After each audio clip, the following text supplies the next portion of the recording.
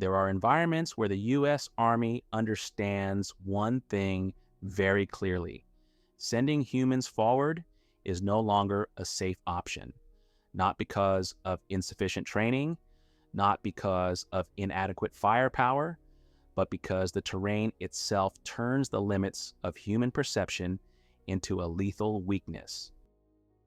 In these environments, sending scout soldiers ahead of the formation is not simply about extending observation range. It means placing humans into the position that absorbs the full weight of risk before anything else. A scout is the one who first enters uncontrolled space. If there are traps, they trigger them first. If there is surveillance, they are observed first. If there is an ambush, they become the first point of contact. The problem is this: these threats do not require the enemy to open fire.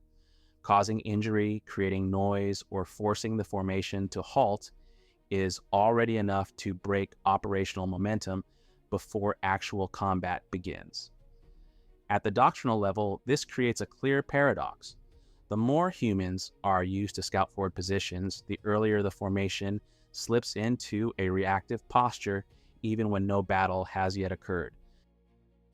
When sending humans forward has itself become a systemic risk, the U.S. Army is forced to confront a simple question: what can a formation rely on to maintain shared awareness without continuing to place humans on the first line of risk? Item 1, Scout Dog, special item. Within this formation, there is one element prioritized above all other items, not because it is secondary, but because the entire formation is organized around it. That element is the Scout Dog, a special item introduced to directly replace the role of the human scout. The issue is not the soldier's skill. The issue lies in the limits of human capability within this environment. Humans must see in order to believe. They must move closer in order to confirm. And they must make judgments while information remains incomplete and distorted. The dog does not operate this way. It does not need to visually identify a target. It does not need to close distance to confirm. And it is not pressured to decide correctly or incorrectly. It reacts only when another human presence exists before distance becomes contact. Most traps are designed to exploit human reflexes, a familiar walking rhythm, a familiar weight, and the habitual urge to step forward and inspect. The dog does not move according to those patterns. It does not need to touch suspicious objects. It does not need to step deeper into uncontrolled space, and it is not compelled to advance simply to complete the task. As a result, many traps are only triggered when a human steps in, not when the dog performs forward detection. Human judgment is constantly pulled by pressure, the pressure to be correct, the pressure to report, and the pressure to decide when information remains insufficient. The dog does not judge, it reacts. That reaction is not shaped by fear, not accelerated by mission tempo, and not distorted by personal experience. For the formation, this becomes a biological signal more stable than intuition or the decision of a human moving ahead. This capability is what makes the Scout Dog fit the system, because it generates early signals silently without forcing the formation to reveal itself or enter contact immediately.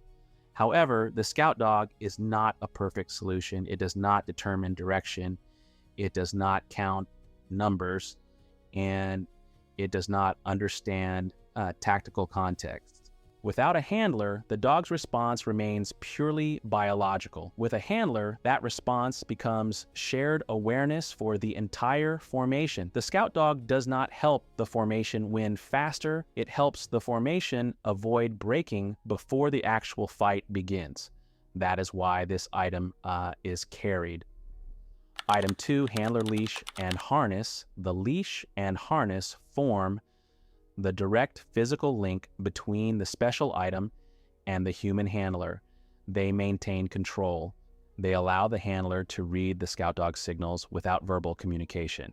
Without this item, the dog's biological reactions cannot remain stable long enough to become tactical decisions. Item 3, service rifle. The handler's weapon does not exist to initiate contact. It exists for self-defense when early warning has already turned into contact. This item protects the point that holds the special item. It does not exist to overwhelm the enemy. Without a weapon, the handler becomes the first breaking point in the system. Item 4, PRC 25 PRC 77 field radio. The radio transfers early signals from the dog and handler pair into shared awareness for the formation behind them. It is not intended to call for fire support. Its purpose is to ensure that information does not stop at a single individual. Without the radio, early detection cannot be integrated into collective decision-making. Item 5, red and green filter. Flashlight. Filtered lights are used for communication and formation adjustment at night. They reduce the risk of light exposure. This item appears only when the formation must stop, pivot, or guide movement under low light conditions. Without the flashlight, any nighttime adjustment carries a higher risk of detection.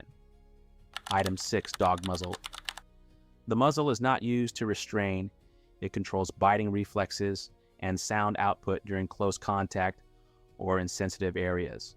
Without the muzzle, the special item can undermine its own silent role at the most dangerous moments. Item 7, first aid kit handler and dog. The first aid kit supports both the handler and the dog. Its purpose is to sustain mission capability after injury or minor contact. Without this item, the special item can be lost due to a minor incident. Item 8, water and rations. Dedicated water and rations preserve the dog's biological sensing during long movements and in hot, humid environments. Without them, detection effectiveness degrades before the formation can recognize the loss. Item 9, field uniform and footwear. The scout dog platoon does not have a unique uniform. Handlers and formations wear the same equipment used by U.S. infantry during the period.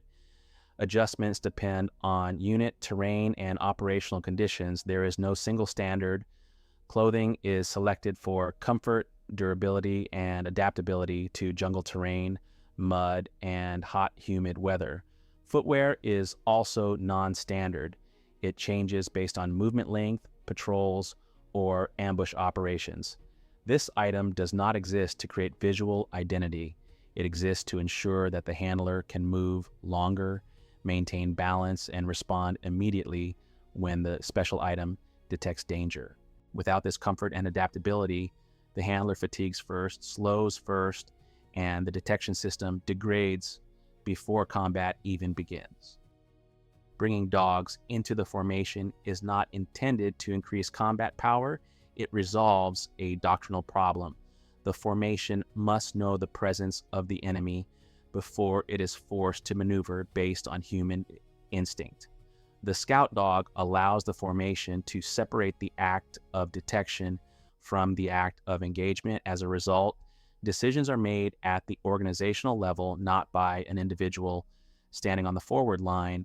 This loadout exists to keep that decision-making authority in the hands of the formation, not in the reflex of a single person.